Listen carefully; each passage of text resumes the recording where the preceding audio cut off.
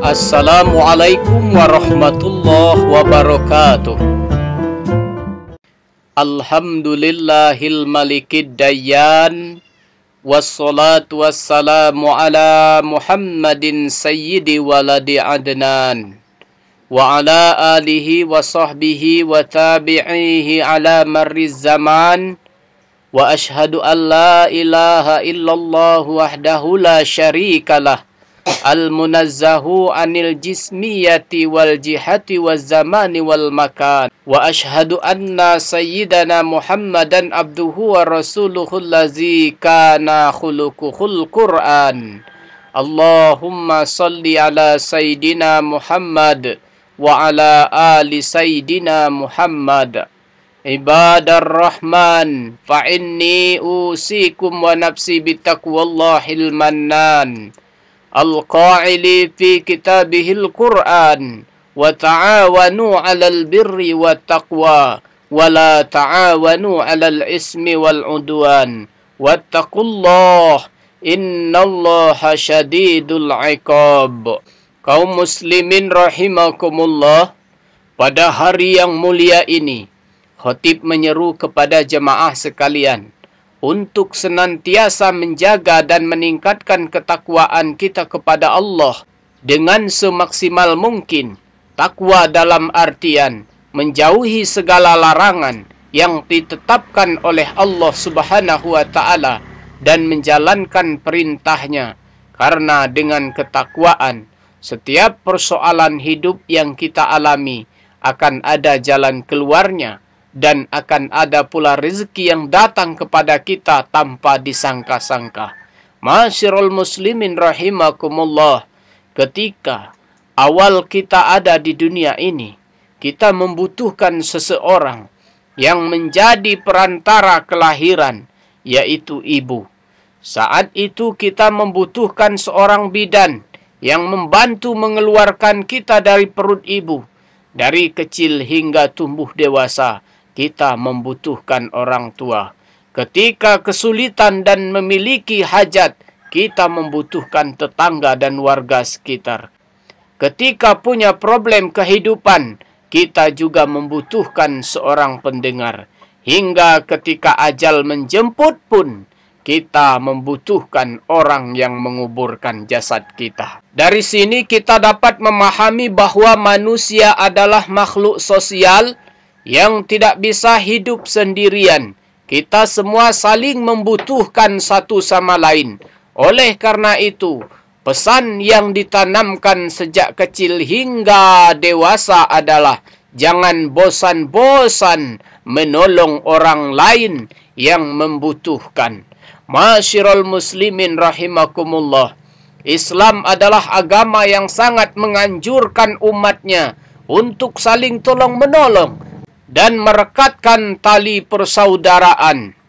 Tolong-menolong di sini tidak terikat oleh apapun.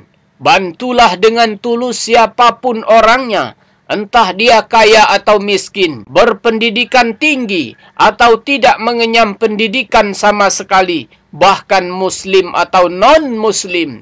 Selama itu dalam ranah sosial dan kebaikan, maka tidak ada salahnya kita membantu mereka. Karena bagaimanapun mereka adalah saudara dalam kemanusiaan. Kecuali jika bantu-membantu itu hal kejahatan dan keburukan, maka Islam melarang hal ini.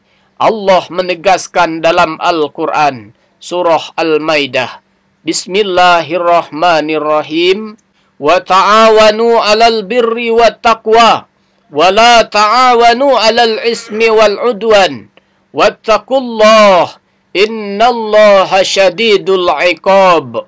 Dan tolong menolonglah kamu dalam mengerjakan kebaikan dan takwa, dan janganlah tolong menolong dalam berbuat dosa dan pelanggaran, dan bertakwalah kamu kepada Allah, sesungguhnya Allah amat berat siksanya. Ma'asyiral muslimin rahimakumullah, menolong orang lain, khususnya mereka yang sedang kesulitan, sungguh memiliki banyak manfaat, baik bagi diri sendiri maupun orang yang kita tolong. bahkan kondisi masyarakat pun akan mendapatkan manfaat dari sikap dan perbuatan baik ini. Dengan menolong orang Muslim yang sedang membutuhkan pertolongan, maka kita telah mencerminkan pesan persaudaraan yang ditamsilkan oleh Nabi sallallahu alaihi wasallam dalam sebuah hadis riwayat Imam Muslim. Bismillahirrahmanirrahim. Masalul mu'minina fi tawaddihim wa tarahumihim wa ta'atufihim masalul jasadi iza staka minhu aduun tada'alahu sa'irul jasadi bis-sahari wal humma. Orang-orang mukmin dalam hal saling mencintai, mengasihi dan menyayangi bagaikan satu tubuh. Apabila ada salah satu anggota tubuh yang sakit, maka seluruh tubuhnya akan ikut terjaga. Tidak bisa tidur dan panas, ikut merasakan sakitnya. Lebih tegas terkait keutamaan menolong sesama Muslim, Rasulullah sallallahu alaihi wasallam bersabda dalam hadis riwayat Imam Muslim, "Man nafasa am mu'minin kurbatan min kurabi dunya, nafasallahu anhu kurbatan min kurabi yaumil qiyamah. Wa may yassara ala mu'sir, yassarallahu alaihi fid dunya wal akhirah. Wa man satara musliman, satarahullahu fid dunya wal akhirah. Wallahu fi aunil abdi, ma kanal abdu fi auni akhihi."